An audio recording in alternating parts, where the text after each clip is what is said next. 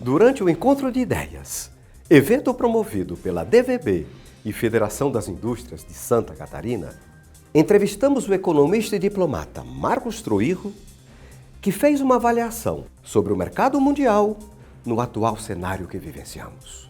Marcado por muita incerteza e instabilidade esse ano, é o reflexo da chegada de uma nova administração nos Estados Unidos, que tem uma política comercial mais restritiva, muito baseado na imposição de tarifas e cotas, tem uma política industrial que, de certa forma, redesenha as chamadas cadeias globais de valor, que nesses últimos 30, 40 anos acabaram se direcionando muito para a Ásia. E, obviamente, quando uma economia do tamanho dos Estados Unidos, uma economia de 30 trilhões de dólares, passa por uma espécie de cavalo de pau tão importante, os efeitos se percebem, né, em várias partes do mundo. Isso tem também implicações para o Brasil e implicações para o estado de Santa Catarina. Para o Brasil, porque o Brasil tem chances muito interessantes de atrair investimentos, porque há uma percepção de aumento de risco, por exemplo, na China. É uma oportunidade boa de o Brasil se reindustrializar. Só que no momento em que esses capitais estão saindo da China, eles fazem uma comparação sobre, por exemplo, o ambiente de negócios no Brasil, com o ambiente de negócios em outros países, inclusive com os Estados Unidos, onde a atual presidência Trump sinaliza com corte de impostos sobre a atividade empresarial. Então isso automaticamente faz da economia americana um imã muito poderoso para a atração desse tipo de investimentos. E no caso de Santa Catarina, que é um dos estados brasileiros que tem a produção de mais valor agregado, as exportações industriais de Santa Catarina são de grande relevo, o principal mercado exportador é o mercado norte-americano. De modo a que, se os Estados Unidos criar barreiras para as exportações brasileiras, haverá também um impacto potencialmente negativo nas exportações de Santa Catarina. Por isso que é muito importante nós estarmos atentos a esses movimentos da presidência Trump e estabelecer parcerias com fornecedores, com potenciais compradores dos Estados Unidos, ou já com as redes de clientes, né, que a indústria catarinense lá tem, para que esses efeitos negativos sejam minorados. Nesse contexto, perguntamos para o Troirro quais são as perspectivas para as cadeias globais de valor. Eu acho que elas estão sendo redesenhadas. Havia até recentemente uma tendência de que elas se reposicionassem em mercados próximos a grandes centros compradores, né? Por exemplo, havia um redirecionamento de produção para o Marrocos, por conta da sua proximidade geográfica com o mercado europeu, para o México, por conta da sua proximidade com o mercado americano. Mas a presidência dos Estados Unidos está tentando reverter um pouco esse processo, voltar ao chamado Made in USA, né? Oferecendo energia barata e sinalizando com a possibilidade de corte de impostos comparativos. O Brasil tem muitas coisas boas a seu lado. Mais uma vez, o Brasil é um ator indispensável na área de segurança alimentar, energética e também numa economia mais verde. Agora o Brasil parou de fazer reformas. O Brasil está com dificuldade de melhorar seu ambiente de negócios. Tem um certo desequilíbrio fiscal que projeta, né, uma taxa de juros mais alta.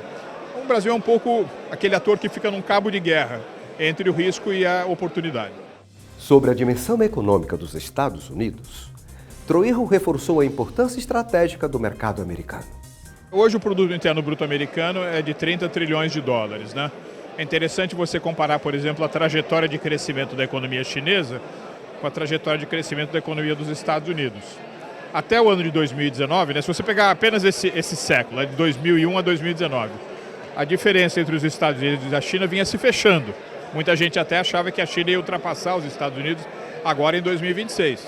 Mas nos últimos 5 anos, essa boca de jacaré voltou a abrir, né? Mercado de ações, por exemplo, que concentra uma parte importante do trade das empresas de natureza tecnológica, você tem 3 empresas, a NVIDIA, que é muito forte na área de semicondutores, a Apple e a Microsoft, que tem um valor superior ao valor de tudo aquilo que é negociado na Bolsa de Frankfurt, né? Então os Estados Unidos estão num momento econômico bastante forte, né? Tem se distanciado de outros países, inclusive dos países europeus. E para o Brasil isso também era uma grande oportunidade, né? Porque na medida em que essa economia americana pujante gera uma série de barreiras e resistências, por exemplo, para o mercado asiático, o Brasil é um dos poucos países do mundo que pode oferecer uma espécie de efeito substituição. né? Mas para isso é preciso boa estratégia. Troirro também falou sobre a evolução do acordo Mercosul-União Europeia. Eu fui o negociador, em nome do Ministério da Economia, do acordo Mercosul-União Europeia, no período de 2019, quando nós conseguimos concluir o acordo, né? E naquele momento o acordo só não foi enviado para o Parlamento Europeu para que ele pudesse ser aprovado por conta de uma série de dificuldades que incluíram, por exemplo, eleições num dos principais países do Mercosul, que era a Argentina, e depois teve a eleição do Alberto Fernandes, que era contrário ao acordo.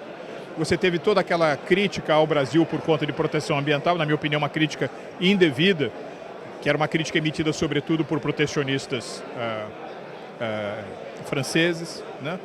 E aí depois você teve também a mudança de presidente no Brasil. Então tudo isso parecia que o acordo não ia ser aprovado, não iria adiante. Só que com a eleição do presidente do Trump nos Estados Unidos o ano passado, a própria Europa decidiu se mexer, porque ela sabe que ela também vai enfrentar uma conversa muito dura à mesa de negociação com os americanos. Então o acordo foi reconcluído no ano passado. Eu estou razoavelmente otimista que ele tem grandes chances agora de ser aprovado no Parlamento Europeu e aprovado nos parlamentos do Mercosul. Eu acho super importante para os europeus e para nós.